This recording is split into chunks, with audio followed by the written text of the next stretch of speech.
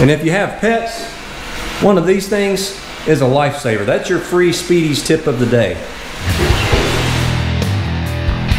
Hello everybody. Today we're going to do a little update video for the channel.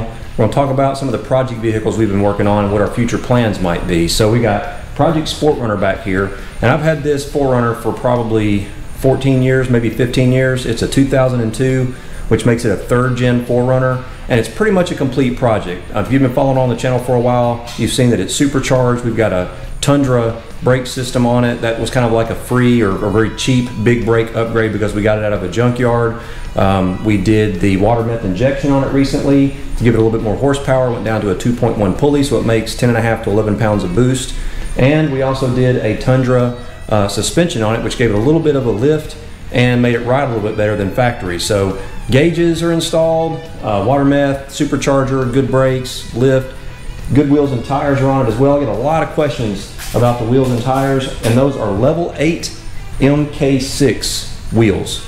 Those are TRD, so those are Toyota factory TRD center caps. For those of you that have asked, that's how that's put together. A lot of people think those are actually Toyota wheels and tires, and that was the point. I wanted to look like they were, but those are just Toyota FJ center caps. And I think those wheels were machined to actually allow those to just work by default, and they pop right in place. No modification required. They look factory, which is exactly what I wanted. And with a little bit of lift on there, it allowed us to fit a, let's see, this is a 265/75/16. So that is the tire size, which gave it a little bit taller tire. So that's like a 32/1150, I think, versus the 31/1050s that came on it from the factory. It looks great. It drives good. Probably one of my favorite vehicles. We did a little supercharged badge on it here years ago to kind of set that off. That came from a American car, I believe, from Australia, actually. Holden, maybe, is what that badge came from. So that was actually a factory badge that we just put on the truck to kind of make it look like that. And then, of course, I'll show you this. We did the HID headlight upgrade with the halos and the strips, as well as the grille. So like I said, pretty much a completed project there, and now we're probably just going to start doing maintenance items. There's not a whole lot else I could do to it. I considered doing turbos or a turbo on this truck. There's a company called CRX Racing that actually makes a manifold to turbocharge these vehicles, and the manifold's actually pretty decent. You have to do some kind of reinforcement where the turbo actually mounts, but other than that, the manifold's pretty good. The turbo's not that good, what I hear, and they recommend you upgrade the turbo. But after reading about all the challenges with tuning, and it probably wouldn't make that much more power than I am now with the 2.1 pulley and the meth injection, I didn't think the juice was worth the squeeze, for lack of a better term. So we're gonna keep it supercharged. I like the low end grunt the supercharger provides. So now it'll need a timing belt before long. We're gonna replace the radiator. What else might it need? It might need rear brakes. We haven't done those yet. It's got about 130,000 miles on it. So those are the things that are gonna be upcoming for Project Sportrunner. So there are a couple things I might still do to the 4Runner, and one is paint. I like that new Toyota Inferno color, that kind of bright orange. I like that. You guys have seen some of my other cars. You know I love orange, so I'm looking at that. As well as as the leather wears out, I'm looking at a cat skin setup, and I'll probably do something custom with a tan and black and redo the interior at some point if I continue to keep this vehicle. Like I said, I've had it 15 or 16 years. I can't even remember how long. And unless that new Bronco comes out that we've seen that's running around in the prototype, if that comes out, that'll, with a V8, 5.0 V8, that'll definitely get my attention. But until then, I love this 4Runner and I plan to keep it. So paint and maybe an interior down the road. So stay tuned. Now we've got our 2016 2SS Camaro. And I actually had some plans for this car. I took it to the track a few times, as you might have seen, and we got it to run, I think, a 1203 at like 115 miles an hour, somewhere around in there, which is pretty good, bone stock. I was trying to get it in the 11s. I would have loved to have seen 1190 out of it, factory stock, which would have been pretty cool. It's an A8, so it's an automatic. We got the magnetic ride suspension on it, which is extremely nice in this car. It's lightweight. It makes 455 horsepower and 455 foot-pounds of torque out of the direct injected 6.2 liter V8. We did the NPP exhaust, which gives it an extremely nice exhaust.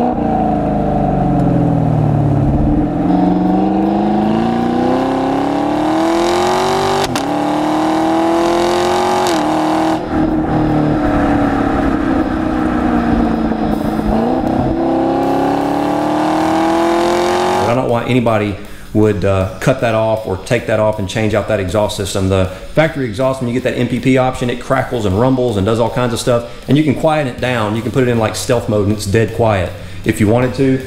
I've really enjoyed this car. It's got the Brembo brakes, so it's a nice performing daily driver, which is what I bought it for. We had a 370Z before the Camaro, and I was out riding around in the Challenger actually, and came across a Chevy dealership out in Murfreesboro, and I saw these sitting out front, and I was kind of worried. I didn't know they were redesigning it. I was kind of worried I was going to pull up and look at it, and it was going to end up being some kind of electric cruise hybrid or something, and I would be like, boo, you know. When I saw it was a Camaro, I got really excited.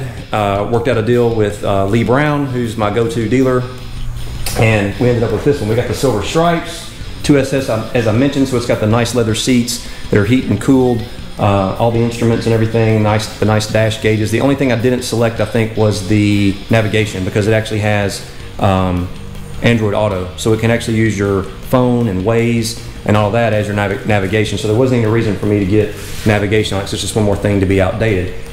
However, and the people who watch this channel that are Chevy fans aren't going to be happy to hear me say this, it has probably been one of the most unreliable cars I have ever owned. It has been in the shop, and it was a new model, so 2016 they redesigned it. So I'm not making excuses for Chevy, but that can happen. They could have some QA issues, but it has had, I can't even tell you how many problems. The computer system had problems. It was draining the battery. They had to replace what they called the human interface module, I think is what it was called.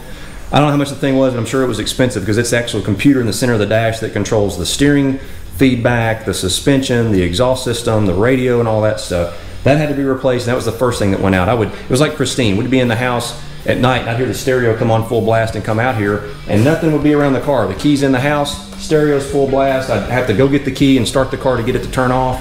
It started getting where it would just drain the battery overnight for no reason. Alt Nation.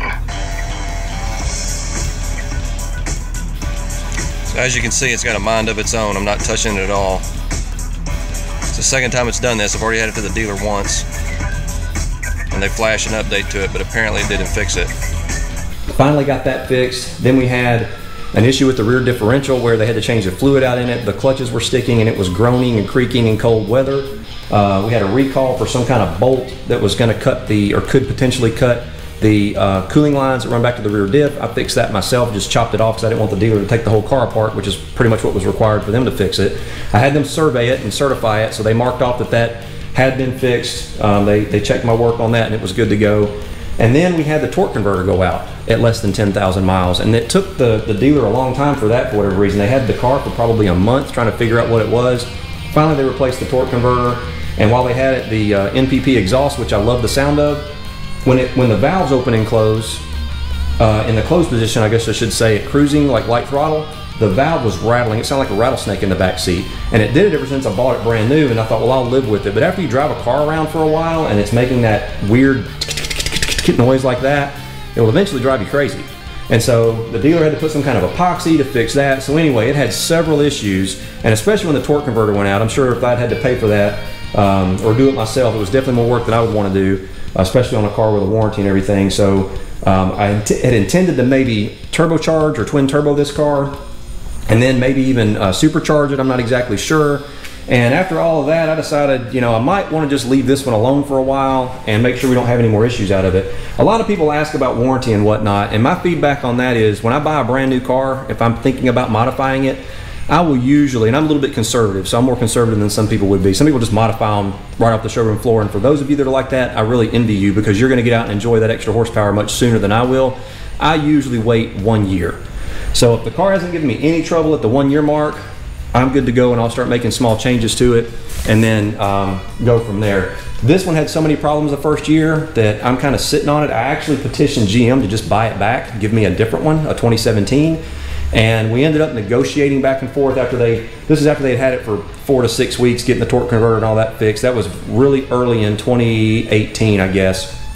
After all of that, I petitioned them for them to buy it back. And they ended up coming back to me and saying, well, what if we extend your warranty? And I thought, okay, if we can do that, I'll agree to keep it and we'll just move on. And I think they extended the warranty 3 years, and it's a bumper to bumper, platinum, blah, blah, blah. They sent me the paperwork on it and everything. So it basically extended the bumper to bumper warranty. I'm doing this from memory, but I think it goes out to 100,000 miles now, and it's until like 2022 or something. So that kind of satisfied at least I know the car can be fixed if it breaks and I don't have to fool with it, but that also means that I'm probably not gonna modify it for a while, and I'm just gonna daily drive it and leave it alone. So that's the update on the Camaro. Now, one thing I am gonna do is I do have some consumer grade ceramic. So you remember I put the G Technique and I had it professionally installed on the Hellcat? Well, I found that they made a consumer version of that product. And so I purchased that, and when the weather cools off enough that I can clean the car up very well, I'm gonna put it in the shop, and I'm gonna show you guys that, and we're gonna compare it to the professional version that was installed on the Hellcat. And if it works even half as good as the ceramic that went on the Hellcat, and it'll say, or keep the car cleaner longer. That's one of the big things. I hate spending time washing a car. I'd rather be out driving it, but I don't want it to be filthy. We're gonna try that out, and I'll do a report and a review on that and let you know how it does. But that's really the only thing I have planned for the Camaro right now. And then we have Go Man Go. This car, this Hellcat, is quickly becoming the favorite car, or my most favorite car that I've ever owned. I really liked Orange Crush, don't get me wrong. I love growing the gears in that 6-speed, and it was powerful and fun. But the technology in this thing is ridiculous and is extremely fast, and it honestly makes it almost too easy to go fast at the track. However, it's never fast enough. So we've got some plans for this car. I'm not exactly sure what order I'm gonna do them in. My goal for Go Man Go is 10 flat. I want to be able to run 10 flat very consistently, maybe in really hot temperatures 10.2 or something like that, maybe in really cold good air 990 something, but 10 flat's going to be the target that I'm going to shoot for. We'll start off with a tune eventually and then see how far we get. Maybe we get there with just the tune. You know, Mike at OST is pretty amazing with his tuning, so we're going to start with that. And then if that doesn't get us there, we're going to look at doing a pulley or something at that point just to get that little extra if we happen to need it. I've got some other plans for it. We've got, I'm not gonna spoil it for you. You need to stay tuned to see what else we do with this car, but the biggest plans are gonna come for Go Man Go, and we're gonna continue to update, go to the track, and show you some of how we're doing with the car as we go through that process.